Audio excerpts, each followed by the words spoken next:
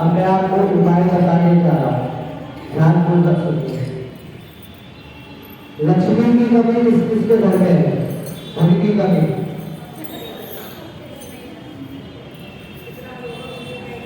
कि महाराज हमारे घर में धन आता तो है पर रुकता नहीं है।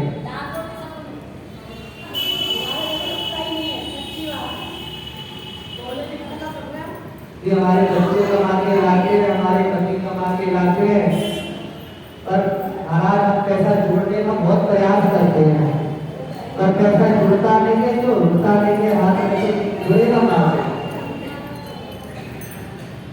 जब समुद्र मंथन हुआ था,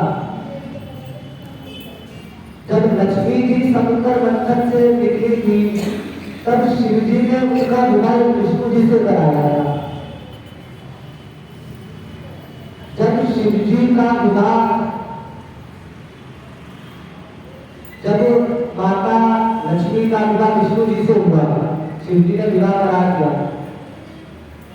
तो माता लक्ष्मी जी बड़ी प्रसन्न हुई कि प्रभु मैं आपको दंडवत कोटि कोटि प्रणाम करती हूँ कि आपने मेरा विवाह मेरे नारायण मेरे आराध्य से करा दिया।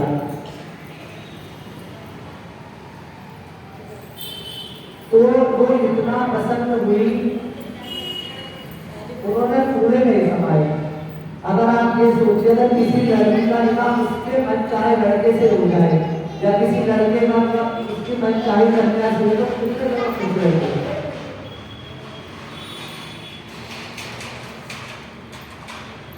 जब समुद्र मंथन होने के बाद विष्णु जी और माता लक्ष्मी जी क्षीर सागर में विश्राम कर रहे थे, विष्णु जी विश्राम कर रहे थे क्षीर सागर में।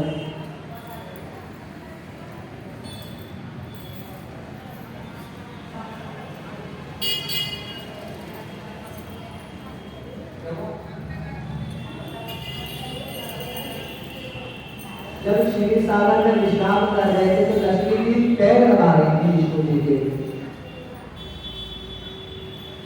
तब विष्णु जी कहते हैं कि हे देवी आप मेरी कितनी सेवा करती हो, तो मैं आपको एक वरदान देता हूं कि कलयुग में जो भी मनुष्य आपकी पूजा करेगा उसके घर में कभी धन संपदा की कमी नहीं होगी, और साथ के साथ मेरी पूजा करेगा उसके घर में अमृत की बारिश होगी, अमृत की वर्षा होगी, जो आपका मेरी दोनों की पूजा साथ करेगा। तब विष्णु जी ने उन्हें लक्ष्मी जी को एक मंत्र दिया, अगर जो भी मनुष्य कलयुग में इस मंत्र का 108 बार जाप कर लेगा, 21 दिन तक 108 एक माला प्रतिदिन 108 बार, जो भी मनुष्य इस माला इस मंत्र का 108 बार 21 दिन तक जाप कर लेगा तो उसके घर में कभी भी धन संपदा की कमी नहीं होगी।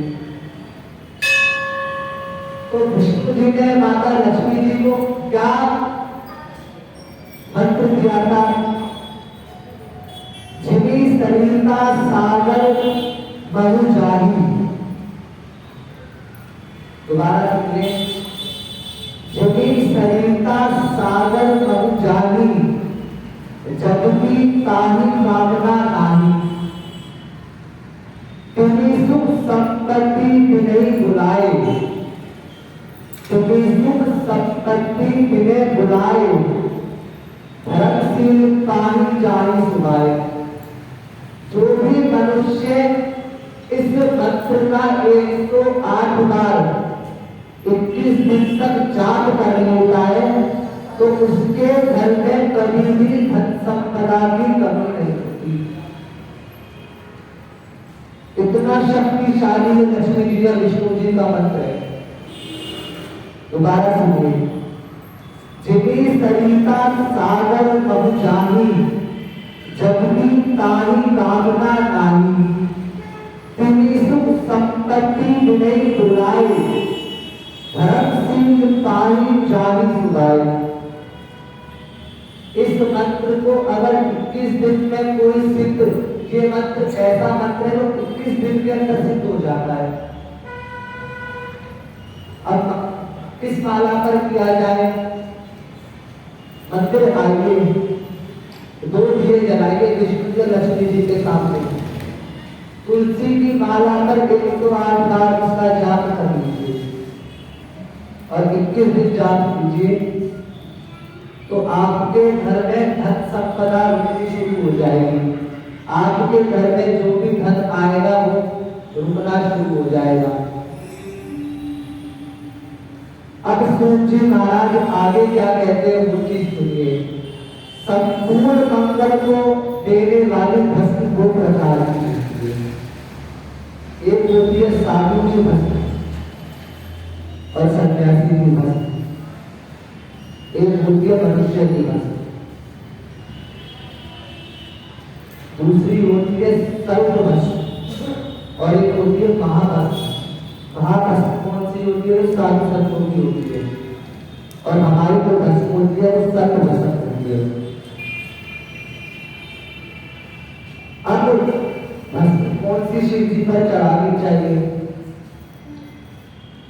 तो महाभस्म शिव जी पर चढ़ानी चाहिए, क्योंकि साधु संत इस संसार से संन्यास ले चुके होते हैं, इस संसार से वैराग्य ले चुके होते हैं। उसे उन साधु संतों को इस संसार की मोह माया से उन्होंने त्याग नहीं होती है, तो उनकी भस्म शिव जी को चढ़ानी चाहिए, क्योंकि शिव जी खुद स्वयं वैरागी है, उनसे बड़ा कोई वैरागी नहीं।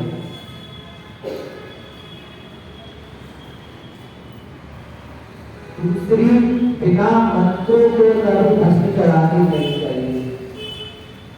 शिव जी पर लोग क्या करते, भस्म लेकर आते और तुरंत कैसे चढ़ा देते शिव जी पर।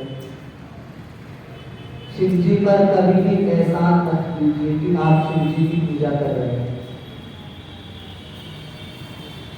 शिव जी प्रेम के भूखे हैं बस। शिव जी को आपसे कुछ नहीं चाहिए। शिव जी बस आपसे निश्चल प्रेम मांगते हैं कि अगर आप महादेव के प्रति समर्पित हो तो महादेव हर समस्या में आपका समाधान करेंगे। अपनी परेशानी कभी भी किसी मनुष्य को नहीं बतानी चाहिए। क्यों नहीं बतानी चाहिए?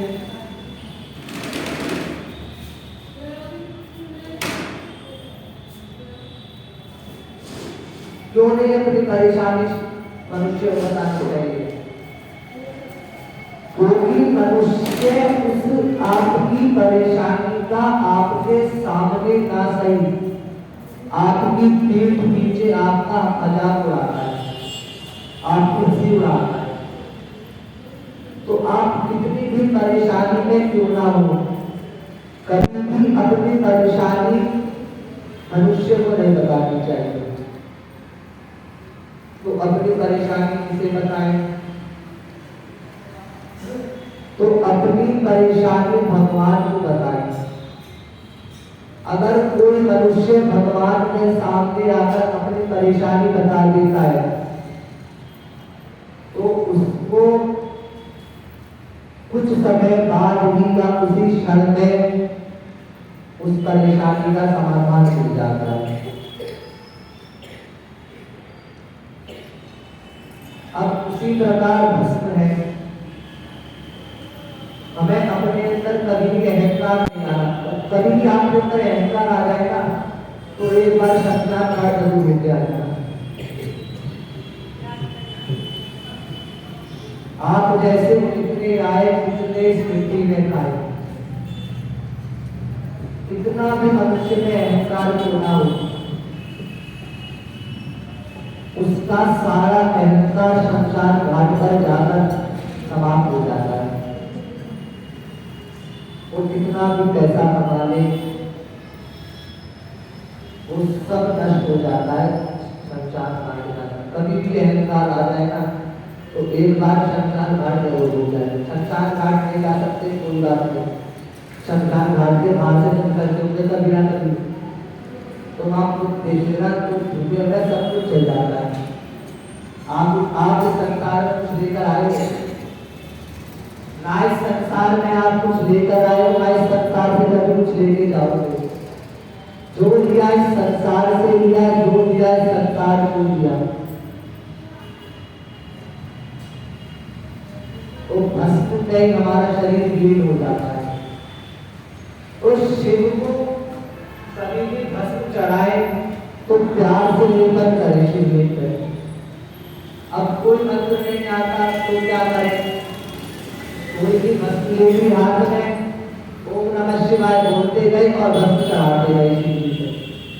उससे भी शिव जी स्वीकार कर देते हैं अगर मंत्र नहीं आते।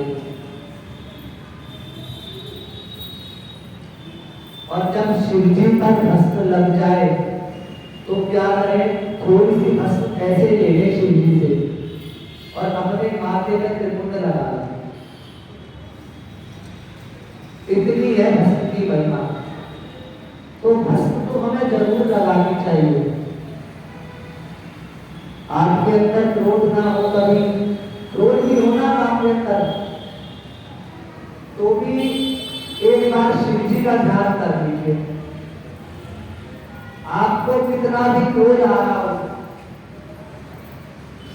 तो क्या करें, अपने आंखें बंद कीजिए और अपने इष्ट देव का ध्यान कीजिए। किसी के कृष्ण जी इष्ट होंगे, किसी के राम के इष्ट होंगे, पर उन सबके इष्ट है महादेव। महादेव का ध्यान जरूर करें कि महादेव सबके इष्ट है। तो हमें महादेव को कभी नहीं भूलना चाहिए और आप उनको भुला भी नहीं सकते हो। अब आप क्यों नहीं भुला सकते हो, इसका कारण सुनिए। शिव जी को ना भुलाने का कारण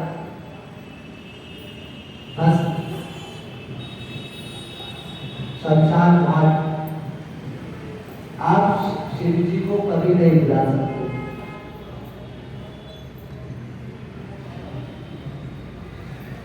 जो भी शिव जी की पूजा विधि विधान से करता है, आपकी कोई मनोकामना है, पंडित जी ने बता दिया, अच्छी बात है, करना चाहिए। पंडित जी ने बता दिया कि आपका शरीर खराब चल रहा है तो ये मत करना, तो कह दो, अच्छी बात है। पंडित जी ने बता दिया कि ये जाप करा लीजिए, इससे आपको शांति, जाप भी कराना चाहिए। पर वो जो आप जाप करा रहे हो वो अपनी प्रसन्नता हेतु करा रहे हो। प्रसन्नता हेतु के साथ आपको सुख भी चाहिए। हर इंसान चाहता है कि उसका वो हमेशा सुखी रहे, उसको कोई दुख ना हो। तो दुख कैसे मिलेगा? शिव जी की पूजा करने से आपके सभी दुख नाश हो जाते हैं। अब इसमें आगे क्या बता रहे हैं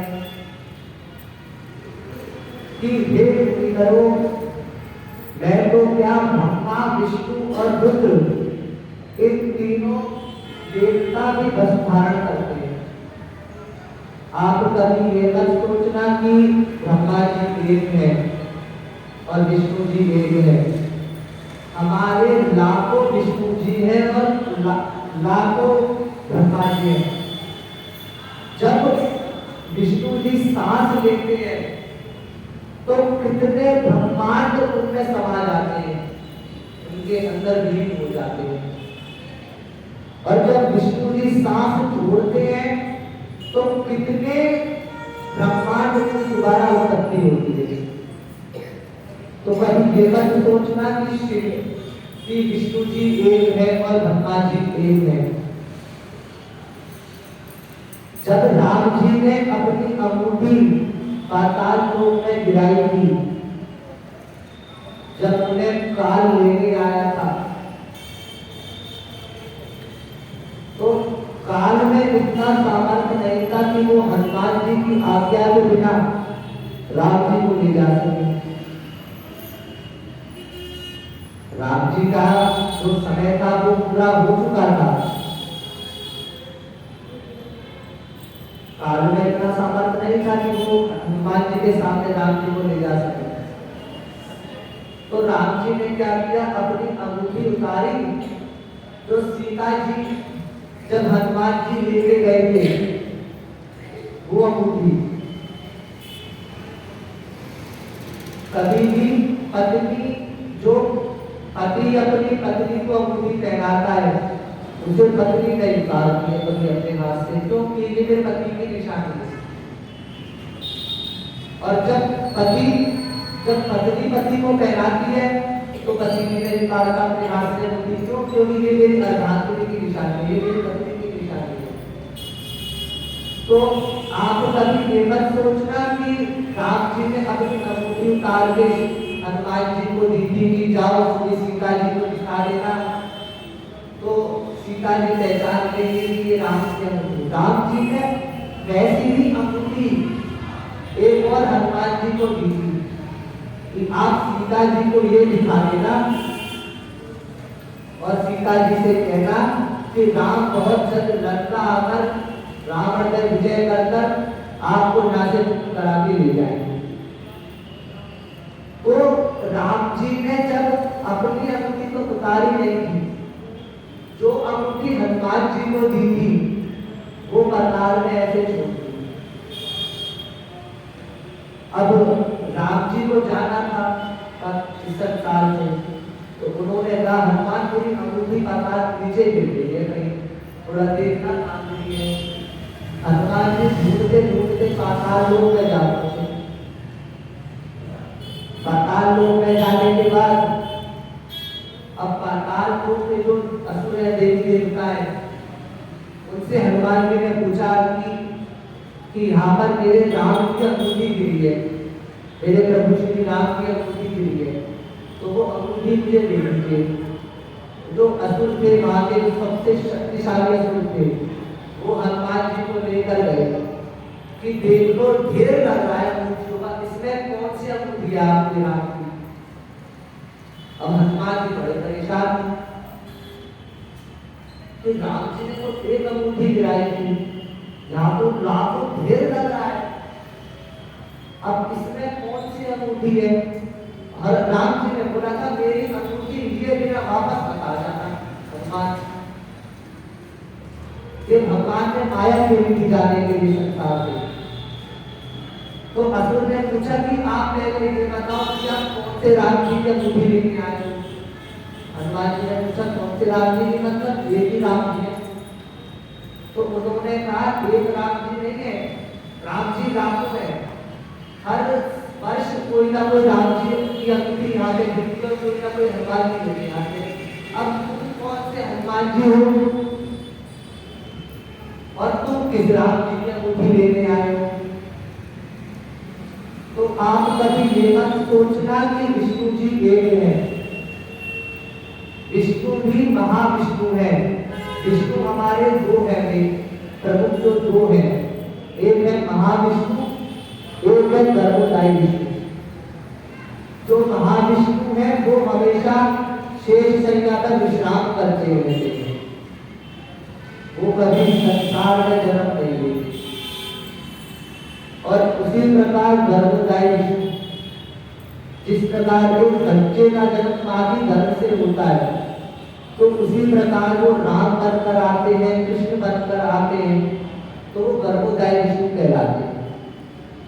ये दो तो विष्णु प्रमुख है हमारे, एक महाविष्णु और एक गर्भोदायी विष्णु, ये तो प्रमुख है। और भी लाखों विष्णु है और ब्रह्मा जी भी लाखों है, परंतु महादेव एक है। कभी आपने ये नहीं सुना होगा कि महादेव ने अवतार लिया। एक बार माता पार्वती ने प्रश्न किया, गणेश जी ने माता पार्वती से प्रश्न किया कि माता जी आप ये बताइए कि मामा जी जन्म लेते हैं। माता पार्वती के भाई हैं विष्णु जी, तो गणेश जी को बोलते मामा जी। हमारे मामा जी जन्म लेते हैं, हमारी मामी जी जन्म लेती है बार बार संसार में, और हमारे पिताजी भी जन्म लेते हैं, हमारे दादाजी से ब्रह्मा जी बोलते, ब्रह्मा जी भी जन्म लेते हैं, माता सरस्वती भी जन्म लेते हैं, परंतु हमारे पिता को जन्म लेते हैं। तो माता पार्वती ने इतना अच्छा उत्तर दिया, वो गणेश जी को कहती है आपके पिता का जन्म ही नहीं हुआ। जन्म पिता तो उनके माता पिता तो होते, उनके माता पिता ही नहीं, वो तो खुद के माता पिता है,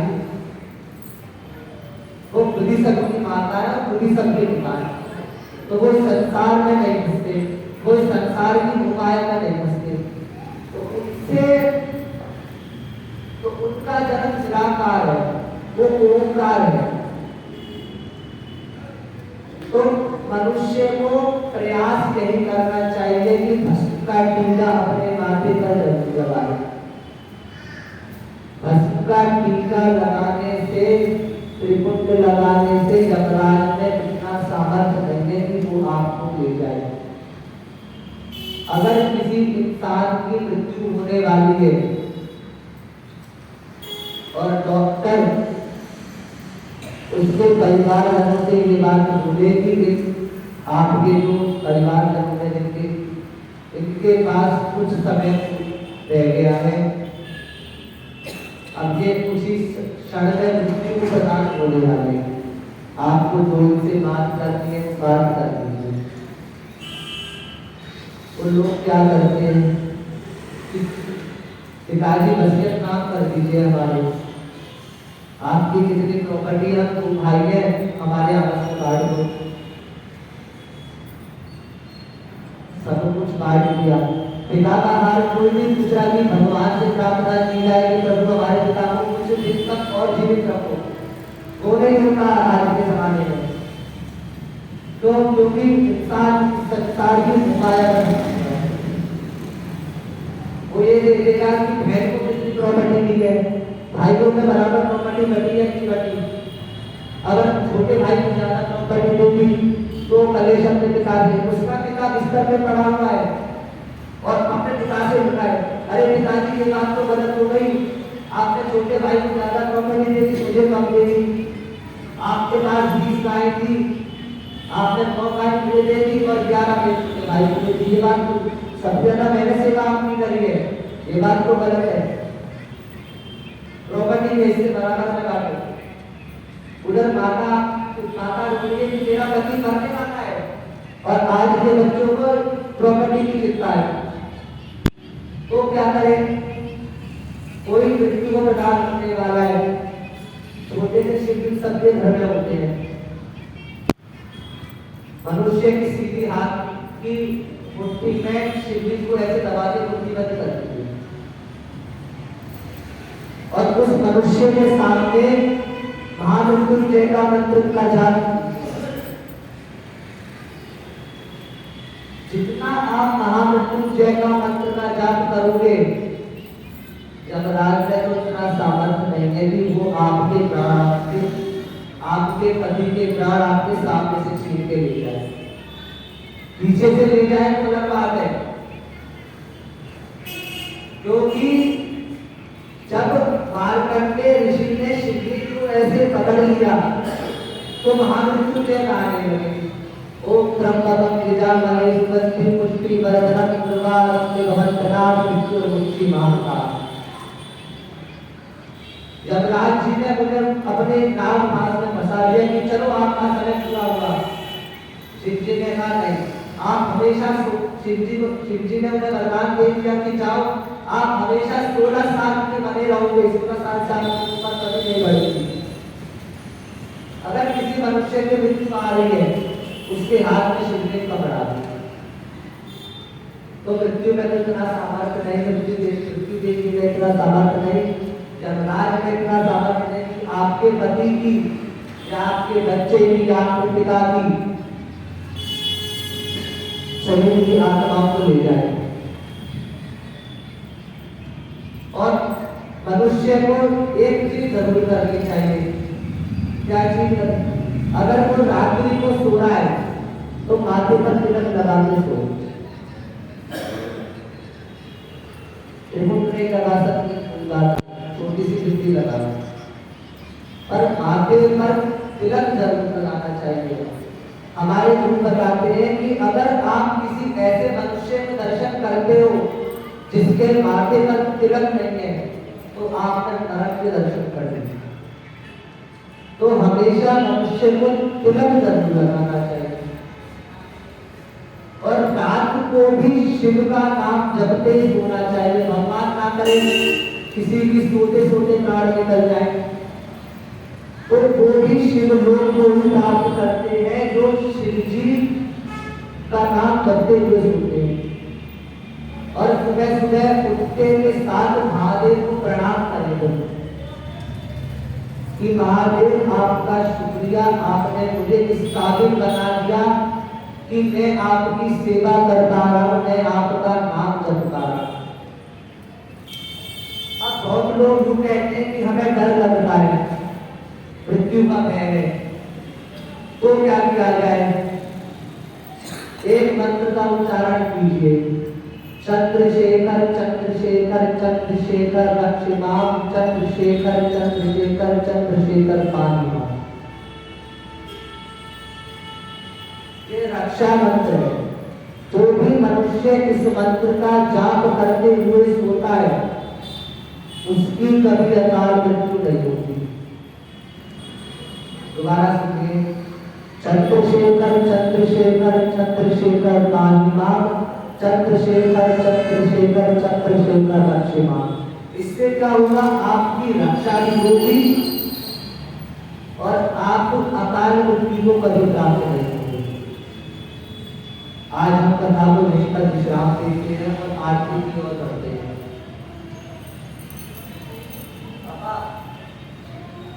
भजन हो जाए उससे पहले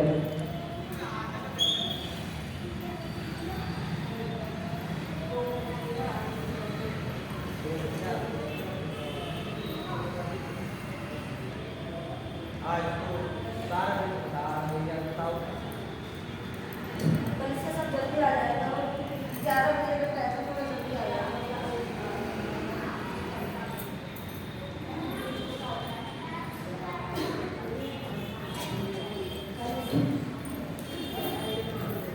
हेलो, पूरा काशी विश्वनाथ